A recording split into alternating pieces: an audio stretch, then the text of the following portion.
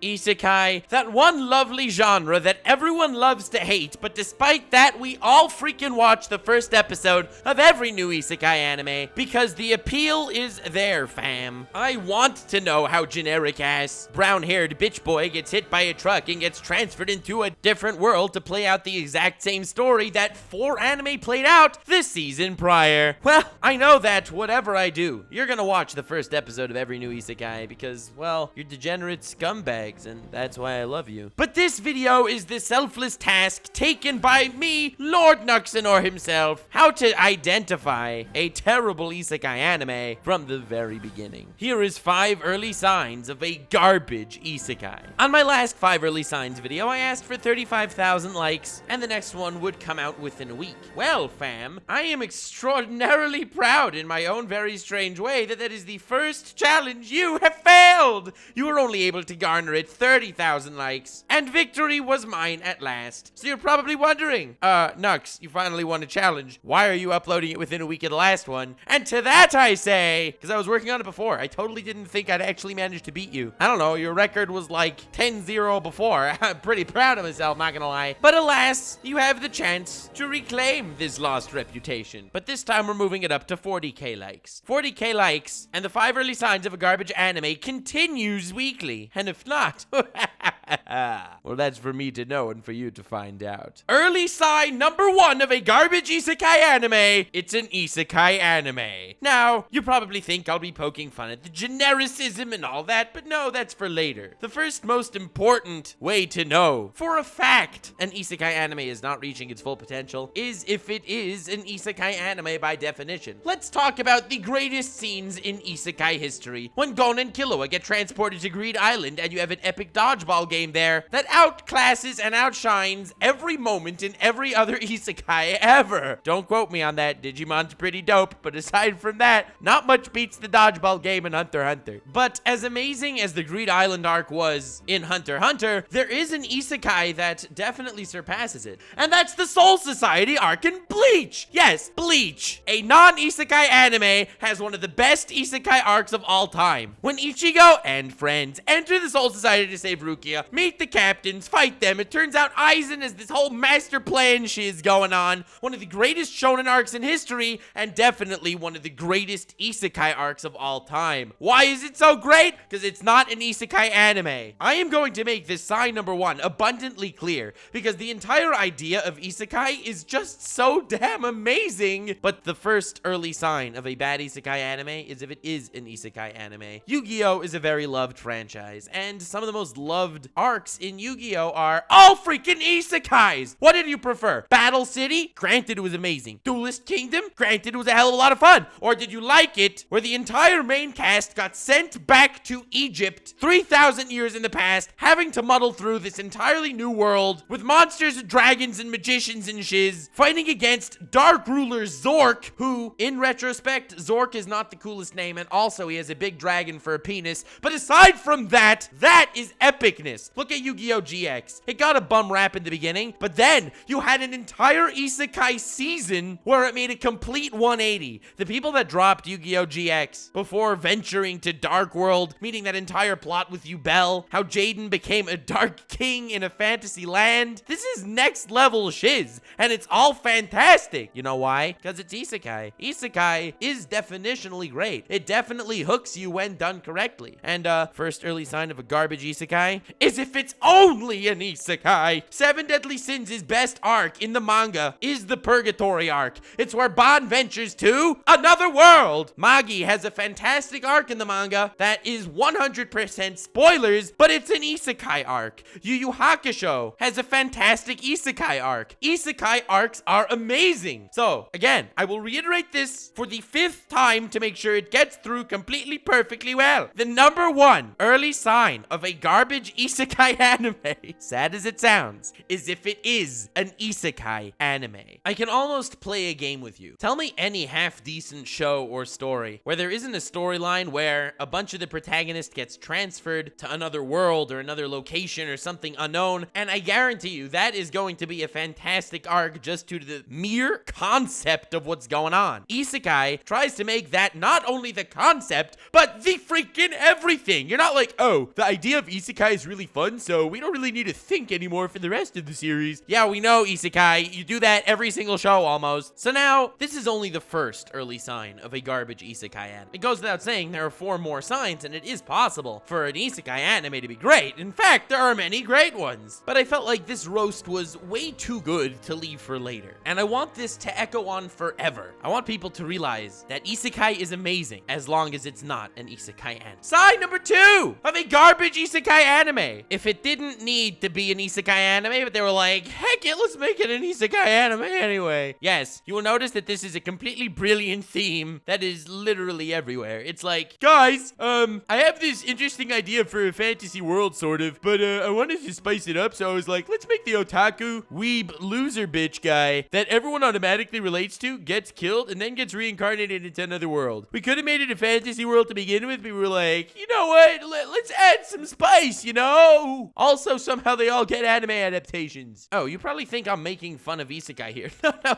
I'm talking about how isekai is majestic, okay? It is a genre that transcends all levels of trash, reaching an entirely new peak zenith form of trash, and it is something I relate to on a spiritual level because, again, I watch the first episode of every isekai anime just because, you know, it's like, oh my god, dude, he gets trapped in another world. It's so freaking cool. I have a sad existence. But the point is, instead of making a fantasy world where, you know, you have to start to learn about the fantasy world, you have to understand its mechanics, how it works, it obviously has some sort of rich lore that you're getting born into, well, it's much easier to have a protagonist plop in there, isn't it? Yeah, that way you could learn at the same speed as the protagonist, since he's probably somewhere between 40 and 75 IQ, and doesn't realize that every single female in the entire dimension is in love with him. And also this way, it saves us a hell of a lot on lore time. You know, if you have a fantasy world like Naruto or One Piece, there is a rich history behind literally everything. Oh, you see that rock? That rock was erected by our forefathers to represent this epic clash and battle of mighty ninja warlord pirate creatures, and it means a hell of a lot to us. There is lore behind every rock in One Piece, and it's amazing. Where am I going with this? Ah, yes. We don't necessarily want to learn about all that lore shiz. Hell no! We want to see big booty bitches, and we want to see them following around the protagonist who we relate to, because he's a pussyfoot weeb that transferred into another world and became overpowered, and we all want that, so yay. The enthusiasm there was bone-chilling, I know. But the point is, I'm not saying that isekai is just throwing someone into a new generic world so they don't need to come up with lore and history.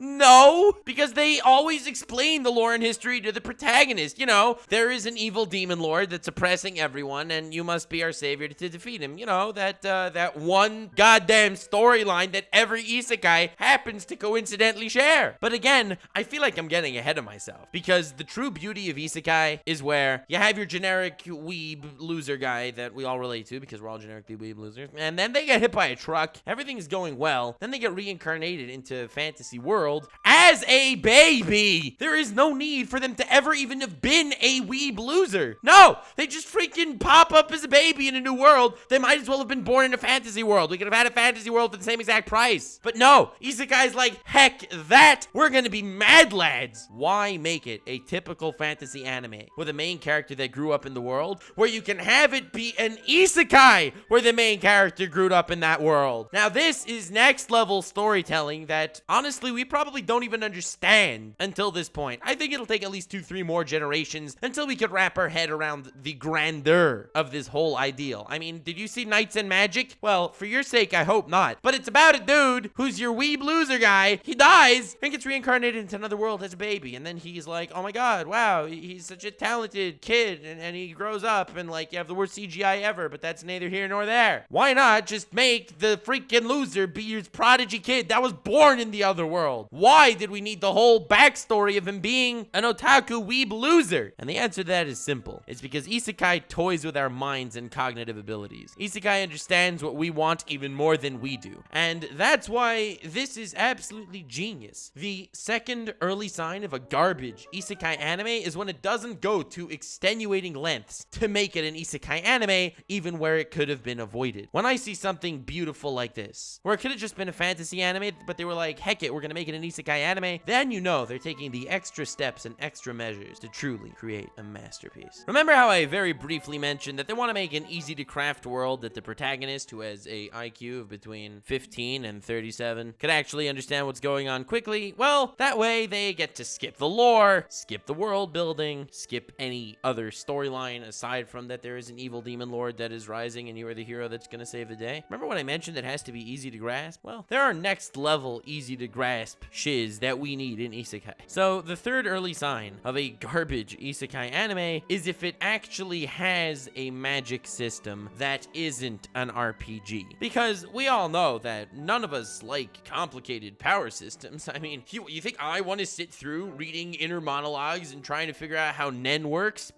Granted, JoJo's has the best power system of all times, but like, I don't want to need to figure out how all these stands work and shiz.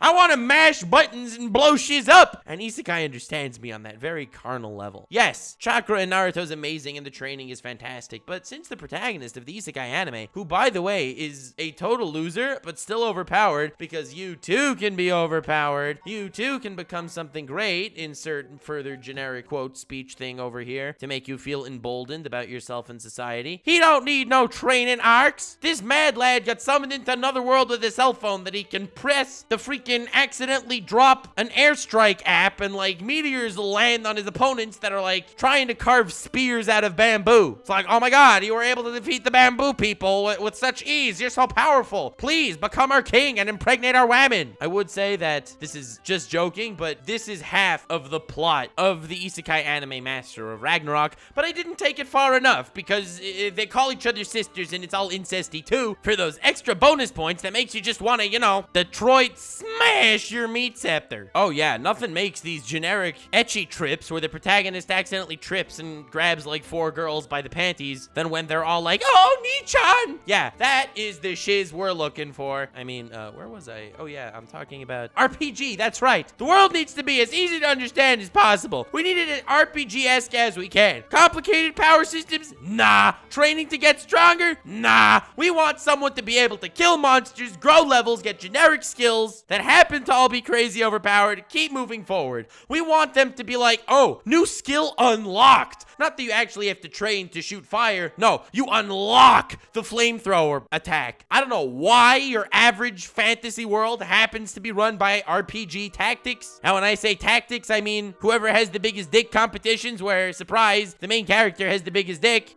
But it's absolutely gold. I can relate to this protagonist who has an IQ between 4 and 12 because I've seen Hunter x Hunter and I understand that without 45 pages of inner monologues, you're not going to be able to do anything with Nen. I don't want any of that shiz. I want to pop into a world, have a ready-to-use power system where I'm automatically unlocking everything and I'm way stronger than my opponent. Do I want an epic battle where I'm fighting an adversary that poses a threat? Hell nah. I want to drop down meteors on the bamboo people. So, that was the third early sign of a garbage isekai anime, if it has any semblance of thought put into the power system. Because any thought put in there is honestly a waste, because the RPG power system definitely more naturally integrated into this new world we're finding yourself in. Amazing! Sign number 4! The characters. Now, as we know, when writing a story, and as you can tell from this video where I'm praising the brilliant power systems of isekai anime, I know a thing or two about writing stories. In fact, everyone that disses isekai, well, those are the real parasites.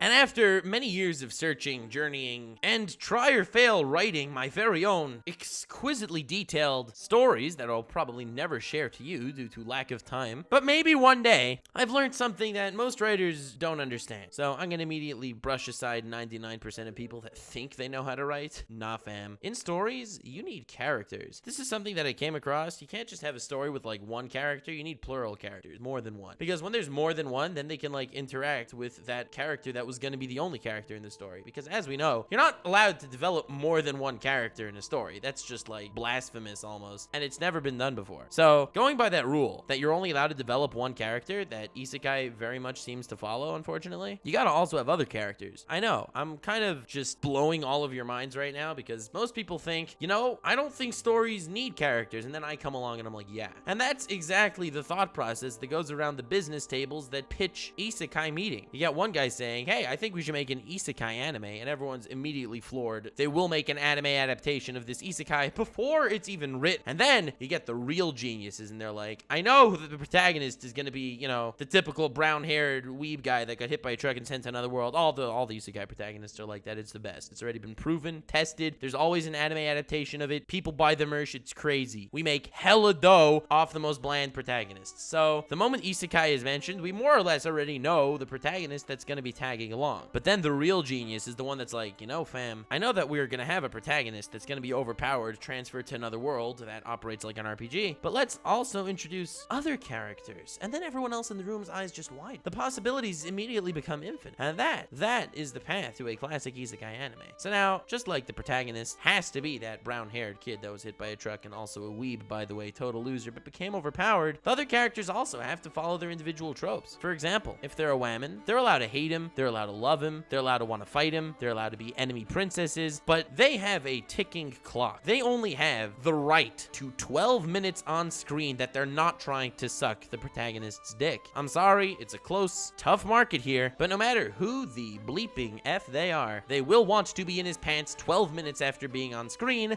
and that is the perfect time to introduce the next female character with their own completely original trope that's basically the same as the last, but they either have the right to different color hair or pointy ears, one of the two. And of course, they come in all shapes and sizes. When I say shapes and sizes, I mean they're either 1,000-year-old lollies or 14-year-old massive dummy thick whammon. Those are our options, fam. This is the support cast that isekai needed. And if isekai is not gonna have a support cast that follows these exact tropes, well, that is definitely the fourth early sign of a garbage isekai anime. Low-key, it would legit make waves if you had an isekai anime where the protagonist was a female character. Like, oh my god, we've never seen something like that before. Anime studios, get the hell on that. Low-key, by the fact that that almost doesn't exist, kind of says something pretty sad about our society. No, not that we're sexist or anything. That's not what I'm trying to say at all. That's not what my channel's here for. I don't virtue signal, call people out on shiz. Nope, I'm here for a good time. What I mean by it says a thing or two about society is because of sign number 5, self-awareness. The number one most crucial goal, in my personal opinion, for isekai anime is to be self-aware of what they are. They know exactly what they're getting into with an isekai anime. There is no getting around that point. The number one problem with all isekai anime is if they are not self-aware. If you have a protagonist that's actually like, oh my god, this is so sad and dark and shiz, and like, what am I gonna do because I'm in another world and it's terrible, and oh, this harem, this is like tragic and shiz, and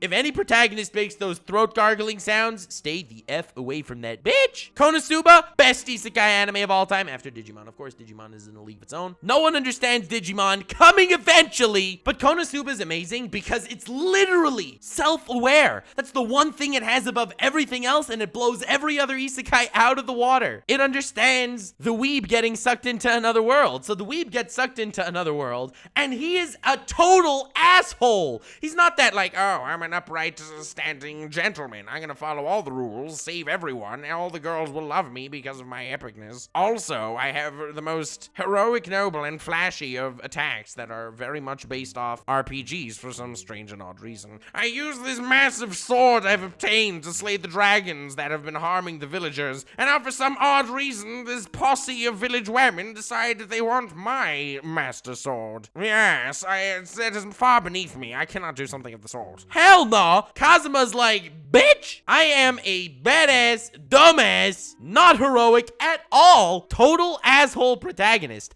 I am a big fat dick to everyone around me. I am not overpowered. I am not super duper well liked. My posse is not super polished. I get into trouble over literally everything. I cannot do anything that will put me as a fame name on the map. I just want to live my peaceful life in this fantasy world that honestly I'd rather not be in at all. He complains, he annoys, and he is literally me. Okay, I'm going too far here. But he's literally all of us. Kazuma is the next level protagonist that no one can ever reach. He's beautiful because he is a reflection of everything an isekai protagonist is not. Self-awareness, and this is actually coming off as far too non-sarcastic, is the most crucial aspect in isekai anime. The isekai has to know exactly what they're doing, and for the most part they do. They know that, well, we are going to be plopping you in the most generic background everywhere with different looking famine surrounding you. The fans will eat this shiz up. That's why I don't get no female protagonists in isekai anime. Even though low-key, that would be amazing just because it immediately flips the whole genre on its head. The genre is based on the most quintessential of male fantasies everyone wants for themselves, but no one wants to view. As much as you can fit in the shoes of the most bargain basement relatable protagonist, you know, power to ya. That's gonna be your land-breaking career moment. Being self-aware isn't only from a comedic standpoint, though. No! Look at Log Horizon versus almost every other trapped in a game isekai. Log Horizon focuses on the politics first and on the battles second. It is completely self-aware that the world that they're absorbed in needs that as a first and foremost, not just the flashy swords. ReZero takes the whole reincarnation jazz that you get in every single MMO and makes it terrifying. They're completely self-aware about the attributes that they are attributed, and that's what makes them great. Fifth early sign of a garbage isekai anime is when they're not self-aware. When Tomoya smartphone guy is like, oh my god, I am actually a great protagonist. When Master of Ragnarok even exists. And I can list you dozens more. Every season recently has been getting 4 to 5 isekai anime with protagonists that have an IQ ranging between -13 and whoever was on Naruto Shippuden staff when they thought that the ninja ostrich was a good idea. It was a great idea. But again, that is very off topic and neither here nor there. So, believe it or not, this is actually not sarcastic for once. But the fifth and final early sign of a garbage isekai anime is if it is not completely self-aware of where it stands in the world. You know I'm serious because I said the world, not the wordo. Yes, I'm very self-aware of the cringe-tastic nature of my very own memes, and I relish in them. Like the video, please, if you liked it, and if you didn't like it, also feel free to like it, because hey, 40,000 likes in the next 5 early signs comes out within a week. Also subscribe to see when it's out, and also check out my other Epic Gamer anime content that has nothing to do with gaming because, well, I don't game yet. I would like to start streaming, perhaps on Twitch or maybe some other streaming service. I don't know. I think it would be a dope idea. No links in the description because, well, that's not a thing yet. Just a thought. But speaking of links in the description, I do have one to my Twitter. Feel free to follow me there, as well as one to my Patreon. All patrons are invited to the Discord server, and it would be extremely helpful if you pledged. In fact, it would be really, really dope. Have yourselves the most wonderful evening. Remember the 5 lifelines as far as isekai anime, and remember to stay weird, fam.